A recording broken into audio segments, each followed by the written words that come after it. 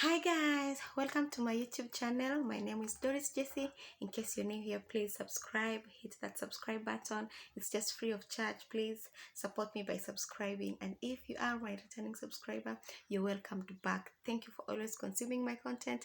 I don't take this for granted. I thank you so much, so much, so much. Thank you also for 200 plus subscribers. We just hit 200 subscribers, and it's plus, it's like 215 subscribers. Thank you guys, thank you so much. Please tell a friend to subscribe to my channel. It feels good to just know that there are people who are inspired by what you put out there, your content, what you just shoot, it feels good to feel that someone wants to follow you. Yeah, thank you guys, and I hope this journey, this channel will help you grow. Will just learn one or my goodness, 2-3 things together. Ooh, kizungu haki. Yeah, so today guys, as I promised you, today is on a Sunday. I came back from church, so I thought, let me just have a sit down and talk to you about postpartum depression, guys. Yeah, so as you all know, if you've been following me, there is a video that I had put outside there, my pregnancy and TTC journey. Yeah, and so the experience that I had previously with my second born, it was a bit traumatizing. So I thought, let me just come and sit down and share 1 or 2, 3 things with you on what I went through. So today we'll basically be talking about postpartum depression.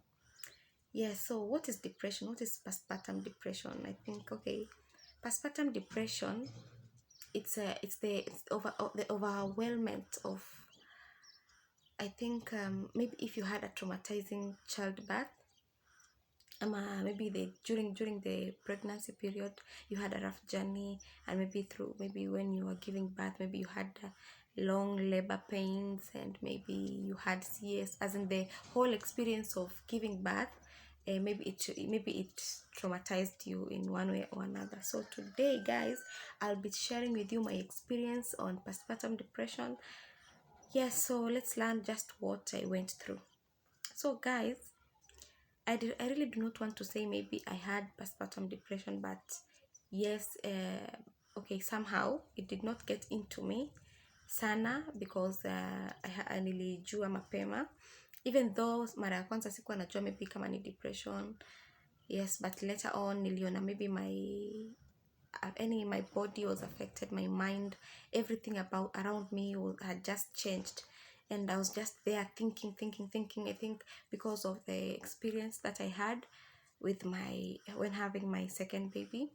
As you all know, I have a firstborn, and this is my second baby. So I just had it rough. And if you had watched my previous video about my TTC journey, you'll relate more with this video, guys. Yes, so as for those who are new here, I gave birth last year on October, and I had a CS, even though my first baby was also a CS baby, as in I delivered through CS. And so my second born, the doctor said they will not risk, so I'll just have to deliver her through CS. So my pregnancy journey was not so good.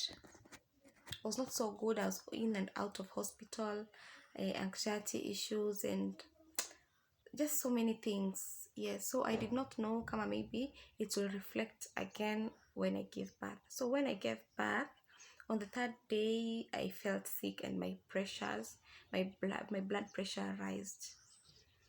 So after it raised, I had my body ili change sana. I was always sick now. I've been sick until even past 6 months.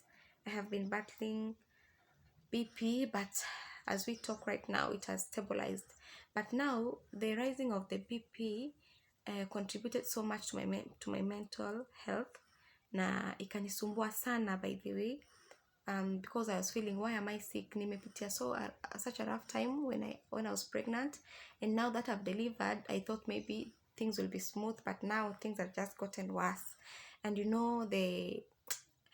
all that comes with motherhood. You know, when you have a newborn, you have to take care of the baby, you have to take care of the wound, and you know, you feeling sick, you know, your emotions are just everywhere. Ukikunywa dawa hii na kuzungusha, you just feel, everything was just a mess, guys. And so everything nikadhani nikashindwa mbona inaniingilia sana. So I did not know kama I was undergoing depression because of everything that was happening around me. And one day I visited a doctor, my doctor, Dr. Dora, and akaniambia, Doris, I think you're undergoing depression and I want you to see a therapist. So I saw a therapist, a counselor, and the counselor talked to me. Akaniambia, this happens, but we just have to find a way out of this. So people who are around me were supporting me. Everybody, my husband, my family members, my sisters, my mother-in-law, my mother, everyone was around me supporting me, even though I was going to the hospital and now going to therapy and counseling. I got better. Currently, as we are speaking now, I feel much better. And I thank God because the many thoughts, because at some point you'll feel like maybe you're just losing it. You have fear of the unknown. There is this time that I would even fear my own house, you know. Singeweza kukaa kwa nyumba peke yangu, and I just wanted people around me at that moment. Yes, so it was just so rough. It was very rough, very bad. But when people who are around you support you, I think it's easy to get over that experience of depression. And the fact that you accept that there is something wrong with you, the better for you. Because once you know what is troubling you, then it is better, ama inawezekana sasa kuitreat ama kuitibu, and you'll get better now instead of waiting until it gets worse. So that's what I did. I went to the therapy, and the therapist talked to me. I was then eating healthy. Unajua, I think everything that messed up with my mental health was, even there's this time I could not even take tea with sugar. Now mboga zangu nilikuwa nakula bila mafuta, bila chumvi, and I was thinking, now mbona nilikuwa vizuri, and now life has just changed. As young as I am, I'm taking food like an old person, you know, because of my BP. So unajua sikuwa nataka to take medication, and the doctor advised I should just watch my diet, and I was then watching my diet. So my diet waliniambia I should nilipunguze mafuta, nipunguze salt intake, and maybe by doing that and eating a lot of fruits, drinking a lot of water, it will help on my BP. So instead of kunywa mafuta kidogo ama kutumia chumvi, I decided let me just do away with it, because sikule mafuta wala chumvi. Yeah, so for my BP to stabilize, and for sure it did, and now I'm okay. I thank God for that. And so I thought, what should I do? Let me just come and tell you and share with you this. You know, sometimes when you just give birth, it's just a matter of life and death. Giving birth is something very, that journey is so rough, you know. And when you enter the theater and come out alive, when you go into the labor room and come out alive and your baby alive, it's something to just thank God for. So yeah, that's basically it. And by the way, I did not forget God, because as much as I was going to the hospital, I was also praying, and people were praying with me. My mother and people around me walikuwa wananishikilia sana kwenye maombi.